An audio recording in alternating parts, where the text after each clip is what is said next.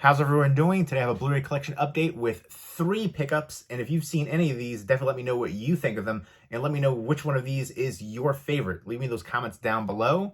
First up, this is an eclectic mix, let me say that, but we've got Infinity Pool from Brandon Cronenberg. Let me know what your favorite Brandon Cronenberg movie is. Obviously the son of David Cronenberg, known for body horror. Let me know what your favorite David Cronenberg movie is. But I feel like Possessor gets a lot of love and hype, and this one got a lot of hype as well. But I think my favorite from Brandon Cronenberg, who's obviously influenced from his father, though, is Antiviral, which I think is underrated. Not enough people talk about that one. I love the heck out of Antiviral. This one is interesting, though. It's a bit of a mixed bag for me. It has a surreal feel to it. It's about a couple that go to this resort, and they get involved with another couple, and something tragic happens. And then something weird happens.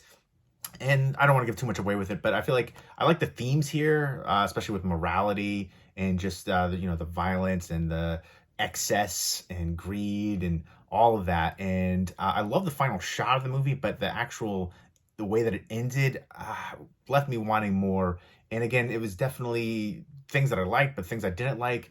It didn't quite live up to the hype for me, and it's probably my least favorite from him so far, but I think he's very talented, has a lot of unique ideas, and I'm looking forward to what he'll do in the future. And let me know what your favorite Mia Goth movie is. Obviously, she blew up with, X and Pearl, and I'm looking forward to Maxine. She's going to be in the new Blade movie with Mahershala Ali, I'm interested in that one. I love the old Wesley Snipes Blade. But she was also in a few other things. She was in the Suspiria remake, Cure for Wellness, a few other things. And so I think she's a really talented actress. High Times was a really good one too.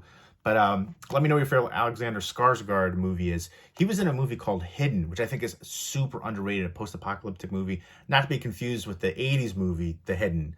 But Hidden came out, I want to say maybe like 7 years ago or so.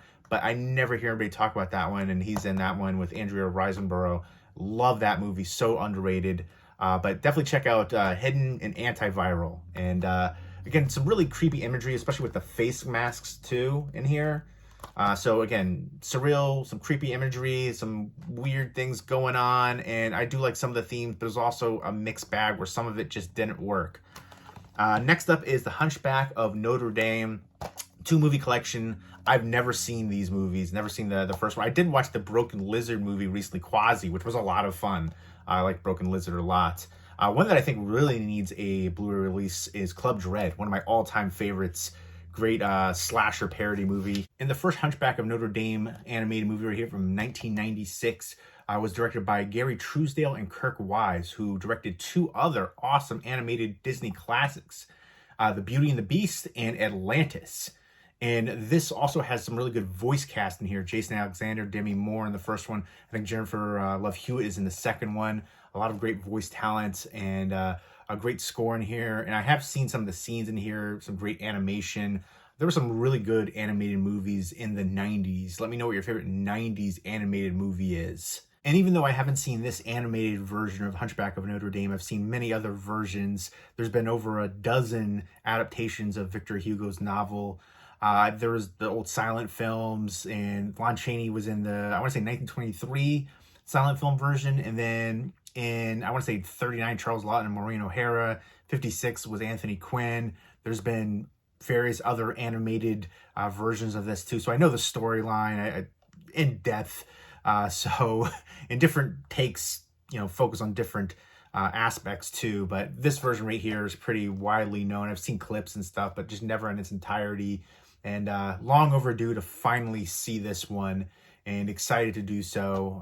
Again, the animation style, the voice casting, the directors involved here, the score, a lot of positive aspects here. And then this does have a bevy of bonus features too. This is a Disney Movie Club exclusive with this anniversary slipcover. But let me know what your favorite Disney animated movie is. There's a lot of great ones out there. We're getting a lot of these anniversary releases, some exclusives through Disney Movie Club, and I'm looking forward to finally checking this one out. Yeah, it has the composer Alan Menken in here, who also worked on Beauty and the Beast and Aladdin.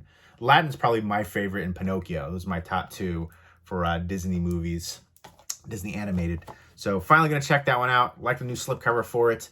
Next up is Stagecoach.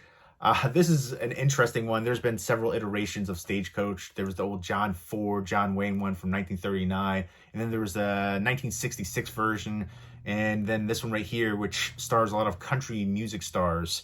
Willie Nelson, Chris Christopherson, Johnny Cash, June Carter Cash was in here too, Waylon Jennings, a few other recognizable people, but you have Mary Crosby, John Schneider from Dukes of Hazzard's in here.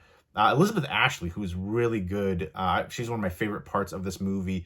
This movie is definitely the lesser in the Stagecoach takes. So yeah, this one was definitely a bit disappointing.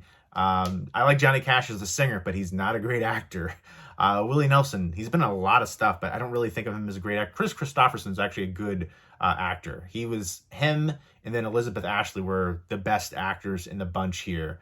A lot of it was rough to sit through, the acting, the delivery, especially from Johnny Cash, of the lines. Some of the lines would have been so epic, but just the way that he delivered the lines, it just falls so flat.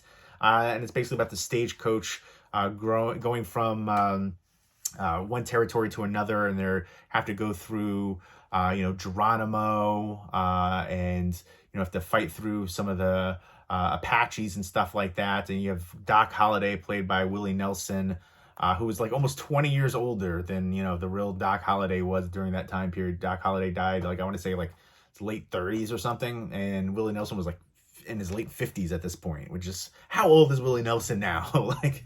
Because this one right here is from 1986. And this is an Olive Films release, which they haven't released anything in a long time. I don't know if they just changed their name, because there was a lot of releases that they had the rights to that another company was releasing in the past year.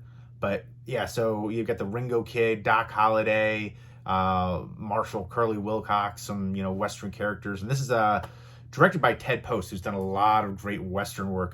He did Hang 'Em High.